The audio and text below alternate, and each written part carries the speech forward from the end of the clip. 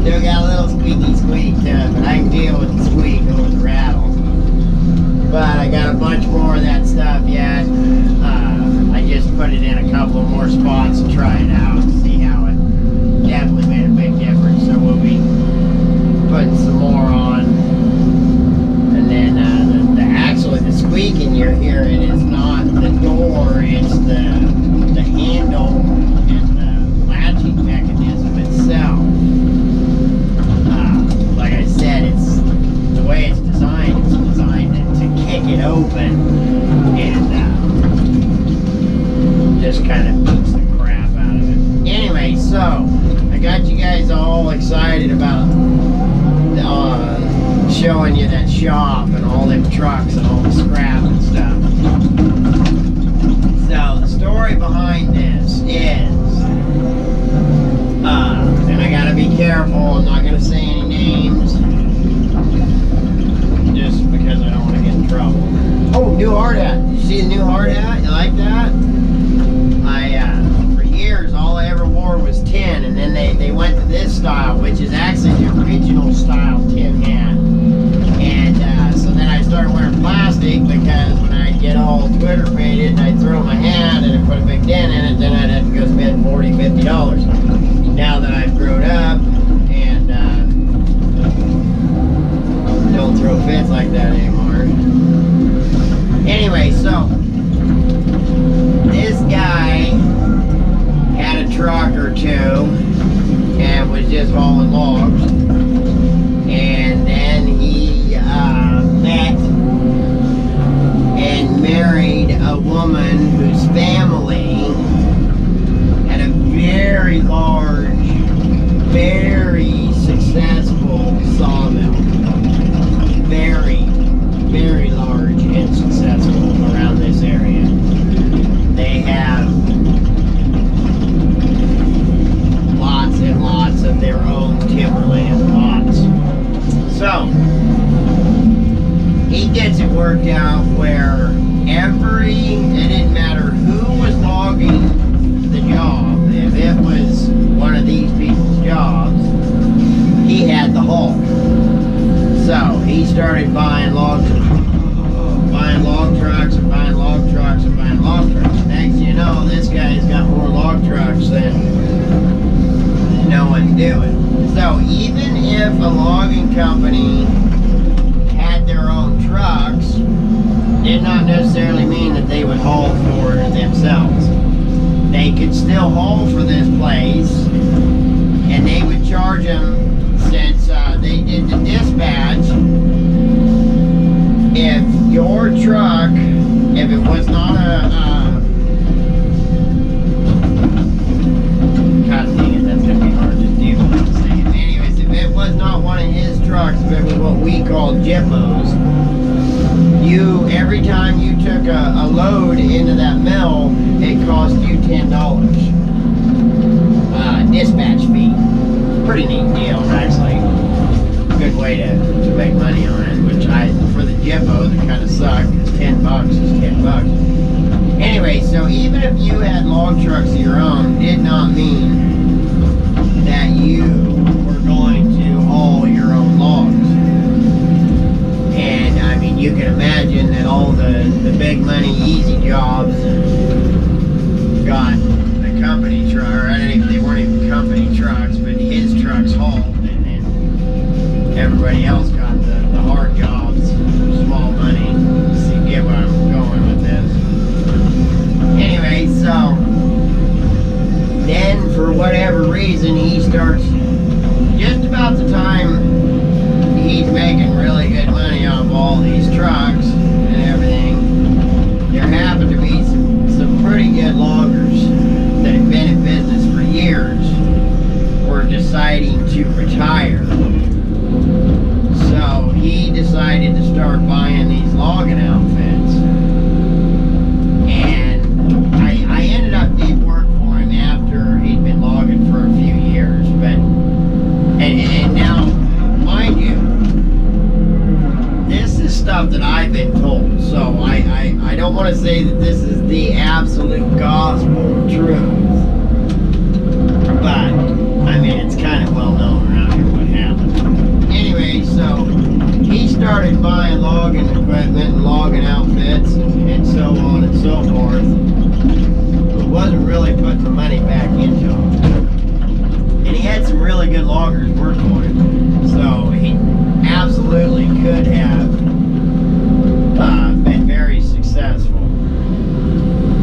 But he just didn't want to put it back into the company. It was the biggest problem. So the good loggers, they left.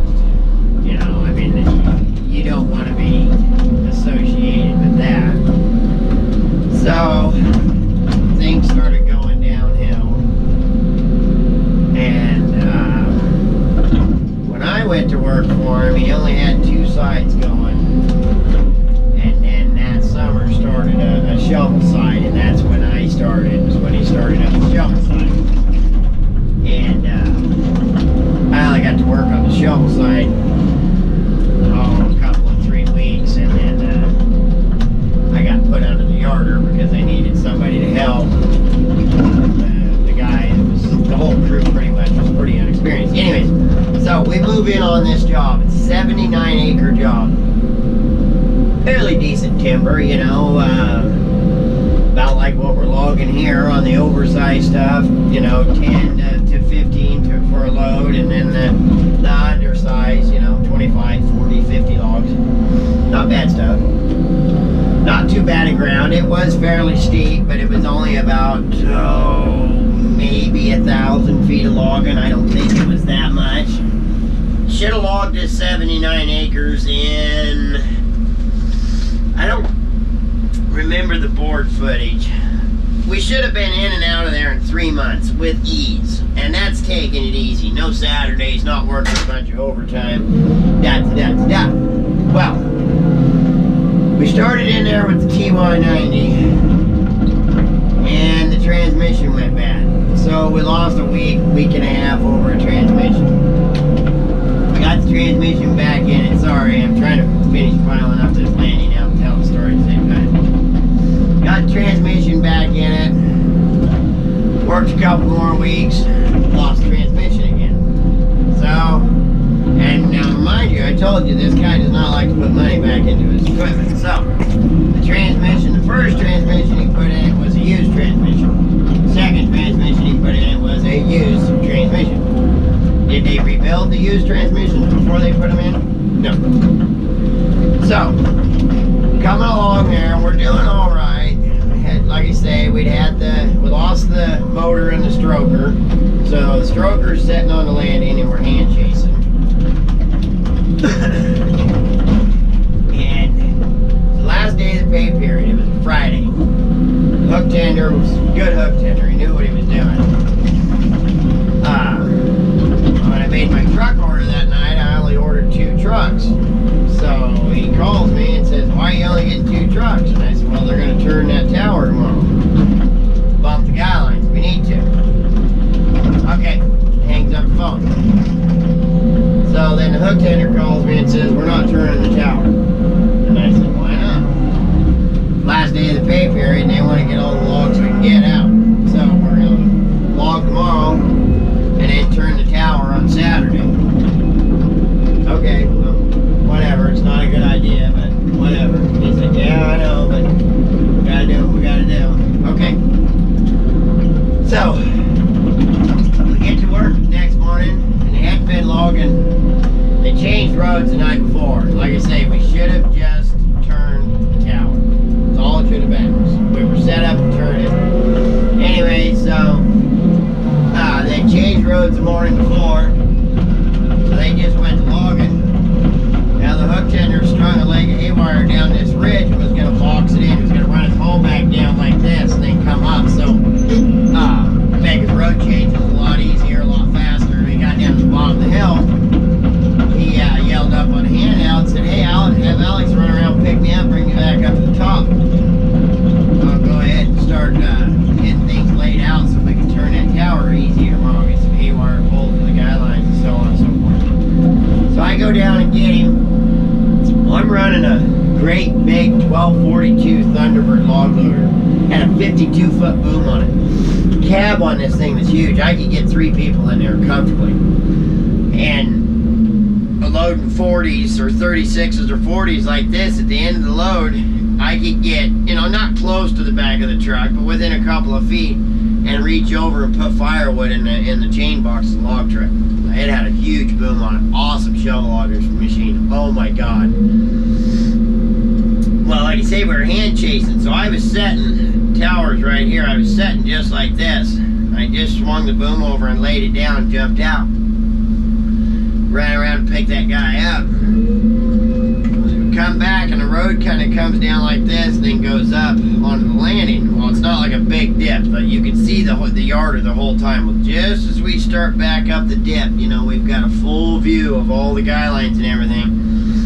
And I'm driving, so I'm not paying attention. The hook tender goes, oh, and I look up, and the back guy line, the one that was dead behind, and this is why we should have turned the yarder, because the skyline was dead pulling on one guy line. Broke. See it going this side of the yarder, goes past the yarder. Yarder engineer has got one hand on the friction and one hand on the throttle, and he's not looking at his drums, he's looking straight out the window. And this TY90 was nice, and it would flat pull logs. Never skipped a beat. He shifted gears and just laid right in the throttle. The hook tender starts blowing along to shut him down, and the tube sets forward. Well, our two side guys catch him, but we're logging out a lead. So, tube sets forward like this. At this point, you think the throttle would be going down, the friction and the skyline would be coming. No, this guy's still got his hand on the throttle, and I do believe he's grabbing another gear. Sets into her, and then when the two sides caught it, well, by this point, it's leaned out about like this, and it's putting a way bad pull on it. Well, it goes up where the haywire shifts are, just like on our 739 Skagit, where the haywire is these two bars. About 10 feet above that, it goes.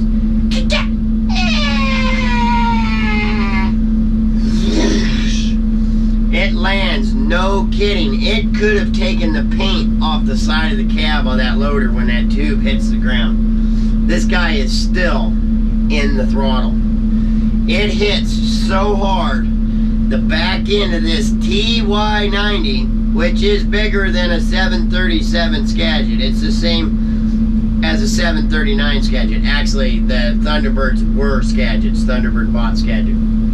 Anyways, it hits so hard, the back end of this, and that's the motor end and the transmission end, picks up about 6 feet in the air, buckles the front jacks, lands on the tires, and starts pulling himself off of the landing because he is still in the throttle. This is no lie. So he finally gets it shut down. It's over. Yarder's destroyed. I mean, it can be fixed. It just needs a new tube, put new jacks on it, we go back to work. Well, this guy didn't have them kind of resources or whatever. So, this is about month 4 into a 2.5, 3 month job. So we're off for a couple, 3 weeks for that. I went over on the shovel side. He brings, now I told you guys this was a long one. I may have to make 2 parts out of it. He brings a TMY70 in there. Like I say, I don't know how many yarders he actually had. I was told at one point he had like 16 yarder sides. Wouldn't surprise me. Anyway, so he brings his TMY70 in there, which wasn't too bad of a machine. It was alright. It had an air compressor, where the air compressor was right on the motor, and the gasket on the air compressor was going bad. So every time you would, you'd get motor oil would spray out. And then the motor had a leak on it so bad that we took a 55-gallon drum and quartered it. And at lunch, we would shut the motor off and pour the oil back in because it was leaking so much oil. So anyways, they ended up took 11 months to finish this 2.5 month job. 2 transmissions in the 90, buckle the tube on the 90, pull the 90 out, Why we didn't drop the finals out of that stroker while it was sitting there and get it out of there when it was at that point, I don't know. But we didn't. So, bring that TY-70 in there, which TY-70, it wasn't that big of a job that the 70 was overmatched or anything, it was just the landing. Lost the transmission in the 70, replaced it, put a new motor, or lost the motor in it. Remember I told you it had the oil leak. So they took the motor out of a bus and brought it up, put it in, and it was losing power because it hadn't been serviced in so long that they pulled the air filter out of it. And about the third turn, I could hear it chugging out, and I looked down, and the air filter housing is being sucked. I'm not kidding you a bit. It's sucking the air, and I'm like, whoa, whoa, whoa, whoa, whoa, whoa, shut it down. Well, instead, he just stays right in her. And it was another deal kind of like this. The guy had cataloged. He'd never worked the rigging. Never been around a tower. Did a little bit of cataloging, and they stuck him in the cab of that TY-70 and picked the Skyline up and said, there you go. So, moral to the story is, 2 transmissions in a TY-90 and the 2. A transmission and 2 motors in a TY-70 and 11 months to log 79 acres. That's part of the reason this guy is no longer logging. I do see a couple of his trucks running around now and again. Not near what you, I mean, it used to just be that every truck you've seen was one of his. And then a few scragglers here and there from other mills or whatnot. But, like I say, this guy had the exclusive haul for the mill, married into the family, all of this, that, and the other. Had 3 shops, and we seen the 2, and the one with all the trucks was actually the small shop. The second one I showed you guys, that was a pretty good sized shop. Then he had a bigger one out in another little city.